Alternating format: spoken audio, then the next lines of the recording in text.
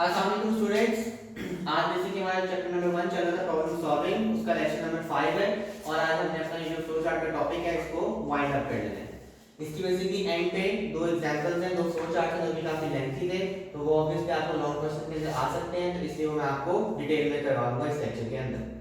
पहले हम थोड़ी सी फ्लो चार्ट की डेफिनेशन को रिवाइज कर लेते हैं जो हमने लास्ट लेक्चर में भी देखी थी कि फ्लो चार्ट जो है it is basically the graphical representation of steps to solve a problem with help of symbols. ठीक है, हमारे जो फ्लो चार्ट्स थे वो बेसिकली ग्राफिकली रिप्रेजेंट किए जाते थे, मतलब कि पिक्टोरियल पिक्चर की फॉर्म में। ठीक है, और वो करता क्या था, स्टेप्स को आपको शो करता था उस चीज के अंदर।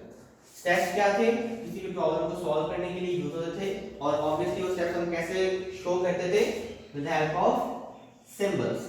हमारा जो लेक्चर नंबर 3 और 4 था उसके अंदर हमने सिंबल्स को देख लिया था कि हमारे पास हमारा टर्मिनल है वो किस तरह से होता है, हमारा जो इनपुट आउटपुट वाला सिंबल है वो कैसे होता है और हमारे प्रोसेसिंग वाले सिंबल्स कैसे होते हैं, ऑब्वियसली डिसीजन मेकिंग वाला। ठीक है, तो अगर आपको उस चीज में कंफ्यूजन है तो काइंडली आप लास्ट लेक्चर को विजिट कर सकते हैं। फ्लो चार्ट नंबर 11 है हमारे पास, उसके अंदर हमसे क्वेश्चन ये करता है कि to input 5 values one by one and determine if the given value is odd और इवन। तो आपने बेसिकली इसमें दो काम करने हैं। पहले तो आप इनपुट ले रहे हैं 5 नंबर, वो 5 नंबर को इनपुट आपने इनपुट लेने के बाद स्टेप बाय स्टेप करना क्या है, वन बाय वन आपने हर नंबर को चेक करना है क्या वो ऑड है या वो इवन है। तो बेसिकली इसके अंदर आपके पास दो चीजें होगी। फर्स्ट ऑफ ऑल आप क्या कर रहे हो, डिसीजन मेकिंग कर रहे हो। आप डिसीजन लेंगे कि क्या आपका जो नंबर है वो इवन है या ऑड है, और सेकेंडली आपने आइट्रेशन करनी है।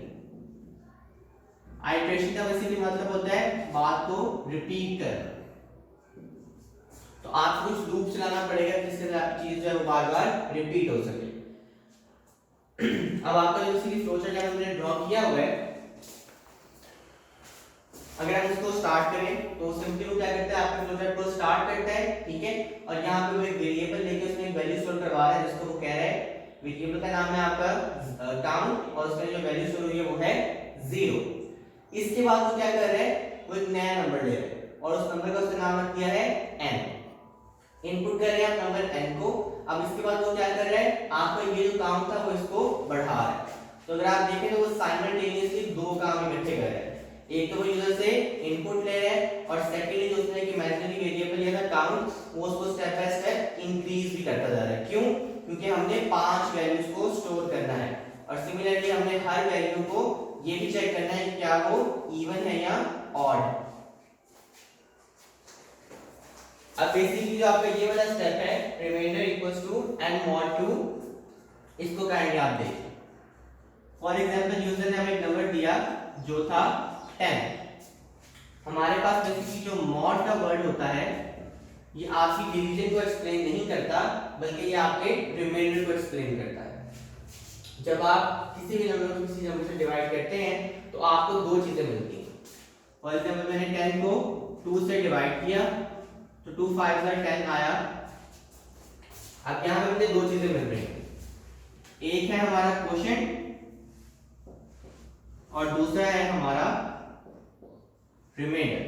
ठीक है, तो अब यूजर ने हमें नंबर दिया था 10, हमने उसको डिवाइड किया, उसका मॉड दिया, तो मॉड देने के बाद पता लगा कि हमारा जो रिमाइंडर है वो 0 आ गया। अब नीचे उसने आपको एक डायमंड स्ट्रक्चर दिया हुआ जो कि आपकी डिसीजन मेकिंग को शो करे। डिसीजन मेकिंग के अंदर हमें पता था कि हमें एक वैल्यू इनपुट मिलेगी और उसमें से हमेशा दो आउटपुट्स निकलेंगी, एक आपकी ट्रू की होगी और सेकंड आपकी फॉल्स की होगी, एक आपकी यस की होगी, एक आपकी नो की होगी। अब आपको क्या बता रहा है, वो कह रहा है इफ योर रिमाइंडर इज 0, कि अगर तो वो 0 आ जाता है तो फिर आप यस वाले पाथ को फॉलो कर लें और अगर वो नो आता है तो फिर आप दूसरे पाथ को फॉलो कर लें। अब हमारा जो नंबर था वो 10 था, एक्चुअली में हमको पता है कि नंबर जो था वो इवन था, तो हमारा जो रिमाइंडर है वो 0 आ गया। 0 आने की वजह से हमने इस वाले पाथ को फॉलो किया और हमने यहां से नंबर को प्रिंट कर दिया। अब हम देखते हैं दूसरे पाथ को भी देख लेते हैं। फॉर एग्जांपल हमने एक नंबर ले लिया 15, अगर हम 15 को डिवाइड करें तो हमारे पास 2 7 और 14 आ जाएगा। ठीक है, सिमिलरली हमारे पास वही क्वोशिएंट आ जाएगा और नीचे हमारे पास रिमाइंडर जो है यहाँ पे 0 नहीं आएगा। जब हमारे पास रिमाइंडर 0 नहीं आएगा तो फिर वो बजाय ये कि इस पाथ को फॉलो करे, वो आपके इस पाथ को फॉलो करेगा और वो स्क्रीन पे प्रिंट कर देगा कि हमारा जो नंबर है 15 वो एक्चुअली में ऑड है। अब ये हमारा एक पोर्शन यहाँ पे कंप्लीट हो जाता है इन दो चीजों के थ्रू। वो क्या कि हमने डिटरमाइन कर दिया कि जो नंबर ऊपर से आया था क्या वो ऑड है या इवन है। अब जो ऊपर वाला पोर्शन था कि आपने इनपुट करनी है 5 वैल्यूज। अब आपने ये बात याद रखनी है कि अभी हमने सिर्फ एक दफा वैल्यू को इनपुट लिया था, दैट्स इट। अभी हमने इसको 4 दफा और इनपुट लेंगे, तो उसके लिए जब हमारा लूप यहाँ पे खत्म होता है तो हमने नीचे एक और डायमेंशन का स्ट्रक्चर लगाया हुआ है जिसके अंदर हम इस बात को देखते हैं कि हमारा जो ऊपर ये काउंट था, यहाँ पे हमारा काउंट क्या था 0, यहाँ पे वो 1 हो चुका था। तो उसने चेक करना है कि क्या हमारा काउंट है वो 5 हो चुका है या नहीं। अगर तो 5 हो चुका है तो काइंडली हमारे प्रोग्राम को आप खत्म कर दें, वरना आप दोबारा से ऊपर चले जाएं। तो अब हमारा जो ये स्टेप है, जब कि अगर हमारा काउंट जो है वो 5 नहीं हुआ तो जो ऊपर जाने वाली बात है इसी को एक्चुअली में आइटरेशन या रेपिटेशन कहते हैं, ठीक है, जो कि हम डिसीजन मेकिंग की मदद से ले रहे हैं। अब क्योंकि हमारा काउंट जो है 5 नहीं हुआ इसलिए जो हमारा प्रोग्राम है वो दोबारा से ऊपर आ जाएगा। अब वो यहाँ पे आके दोबारा से नंबर को इनपुट लेगा और फिर हमारे काउंट को वो सेकंड स्टेप में इंक्रीज करके 2 कर देगा। दूसरे नंबर पे सेम वही प्रोसेस होगा, फिर ऊपर आएगा, काउंट को दोबारा से इंक्रीज कर देगा और वो 3 हो जाएगा। सिमिलरली एक दफा और होगा, फिर एक दफा और होगा। इवेंचुअली जब ये काउंट हमारा 5 हो जाएगा, हमने 5 नंबर को इनपुट ले लिया होगा, हमारी वो दोनों रिक्वायरमेंट्स में वो पूरी हो चुकी होगी। क्या कि हमने 5 नंबर को इनपुट भी ले लिया और हमने पांचों के बारे में ये डिटरमाइन भी कर लिया कि क्या वो इवन थे या क्या वो ऑड थे। उसके बाद हमारा प्रोग्राम जो है वो यहाँ पे वाइंड अप हो जाएगा। अब हम चलते हैं फ्लो चार्ट नंबर 12 की तरफ। ओके स्टूडेंट्स, हम कर लेंगे बेसिकली हमारा जो फ्लो चार्ट नंबर 12, ठीक है। ये भी बेसिकली इंपॉर्टेंट है आपके बोर्ड के लॉन्ग क्वेश्चंस के लिए। वो आपसे पूछ रहा है कि आपने to find the sequence of odd numbers starting from a given number till some limit. Meaning ये कि आपने अपने यूजर से दो चीजें इनपुट की, ठीक है। एक आपने उससे कोई नंबर मांगना है, एक आपने उससे कोई लिमिट पूछ लेनी है। यूजर जो है वो अपनी मर्जी से कोई भी आपको नंबर और लिमिट बता देगा, तो उसके बाद आपने वो सीक्वेंस निकालना, ठीक है। मीनिंग ये कि आप समझिए कि हम एक इमेजिनरी कंप्यूटर की यहाँ पे स्क्रीन बना लेते हैं कि जिसके ऊपर हमें हमारे आंसर्स जो हैं वो शो होते हैं। तो हमारी जो कंप्यूटर की स्क्रीन है उसके ऊपर हमें सीक्वेंस ऑफ ऑड नंबर नजर आ जाना चाहिए, नंबर से लेके जो भी यूजर ने लिमिट ऐड की थी या एंटर की थी, ठीक है। आगे प्रोग्राम हमारा जो प्रोग्राम है वो बेसिकली यहाँ पे स्टार्ट होता है और हम स्टार्टिंग में यूजर से दो चीजें इनपुट ले रहे हैं। एक हम उससे नंबर इनपुट ले रहे हैं और सेकंडली हमने उससे लिमिट इनपुट ले रहे हैं।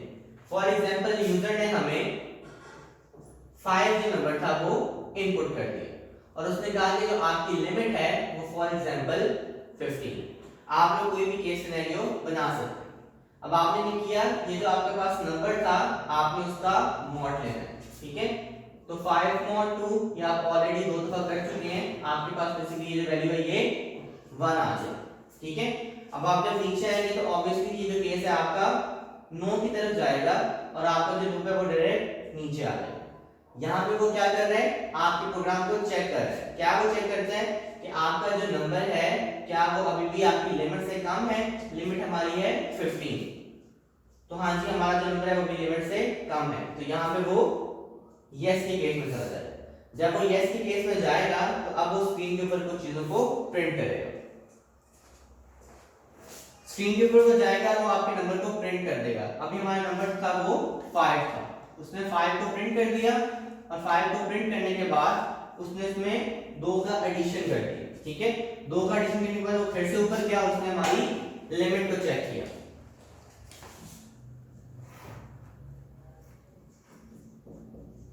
अब आपका बेसिकली जो नंबर है वो 7 बन चुका है और लिमिट आपकी अभी भी 15 है, तो वो ऑब्वियसली 7 को भी प्रिंट कर देगा। देन अगेन वो ये लूप चलाएगा, ठीक है, और दोबारा नंबर को इंक्रीज कर देगा। नंबर आपका 9 हो गया और वो अगेन लिमिट को चेक करेगा।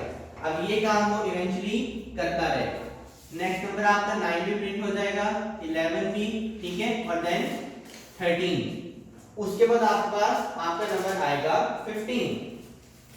अब 15 जो है वो ऑब्वियसली 15 से लेस नहीं हो सकता, तो फिर वो यहाँ पे यस की तरफ जाने की बजाय वो नो के केस पे चला जाएगा और आपके प्रोग्राम को वाइड अप कर देगा। तो आपकी स्क्रीन के ऊपर एक सीक्वेंस प्रिंट हो गया ऑड नंबर्स का, ठीक है, और वो आपके नंबर से स्टार्ट हो रहा था और आपकी लिमिट तक जा रहा था। एग्जैक्टली वही चीज जो आपसे उसने पूछी हुई है। अब हमारा जो सेकंड केस हो सकता है वो ये हो सकता है कि जो आपका यूजर है वो आपको ऑड की बजाय कोई इवन नंबर इनपुट करे, ठीक है। अब अगर वो इवन नंबर को इनपुट करेगा तो क्या होगा, 4 mod 2 आप देंगे तो वो आपके पास 0 आएगा। तो 0 के केस में वो नो को नहीं बल्कि यस के केस को देखेगा। जब वो यस के केस में आएगा तो चूंकि उसको पता लग गया कि आपका जो रिमाइंडर था वो 0 था, मतलब आपका नंबर जो था वो इवन था, तो वो ऑटोमेटिकली इसमें एक ऐड करके उसको ऑड बना देगा। तो यहाँ पे आपका नंबर 4 + 1 5 हो जाएगा। अब 5 होने के बाद वो दोबारा नीचे चला जाएगा और वो एग्जैक्टली आपके पास ये वाला काम अगेन करने लग जाएगा। इसके अंदर क्या हो रहा है आपके पास कि आपका नंबर है और उसको आप लिमिट से कंपेयर कर रहे हैं, ठीक है। और यहाँ पे वो दोबारा से स्टेटस को देखेगा कि क्या वो अपने यस की तरफ जा रहा है या नो। तो अब अगेन आपके पास पहले 5 प्रिंट होगा, देन 7 9 11 और 13, और इवेंचुअली जब 15 की बात आएगी तो वो आपके लूप को एंड कर देगा। अच्छा, अब जैसे हमारे पास जो है ये सारी जो चीजें इसके अंदर आपने 2 दफा डिसीजन मेकिंग किया आपके पास और 2 दफा आप उन चीजों को आइटरेट करके देखें, ठीक है। यहाँ पे हम एक दफा अपनी डिसीजन मेकिंग कर रहे थे, कुछ केसेस में हम नो की तरफ जा रहे थे, कुछ केसेस में हम यस की तरफ आ रहे थे, और उसके अलावा हमने नीचे भी अपने नंबर को बार बार प्रिंट करने के लिए और सीक्वेंस को प्रिंट करने के लिए हमने अपनी चीजों को चेक आउट किया था, ठीक है। तो ये आपका बेसिकली फ्लो चार्ट नंबर 12 था। तो आपका जो फ्लो चार्ट का टॉपिक है वो यहाँ पे खत्म हो जाता है। Thank you.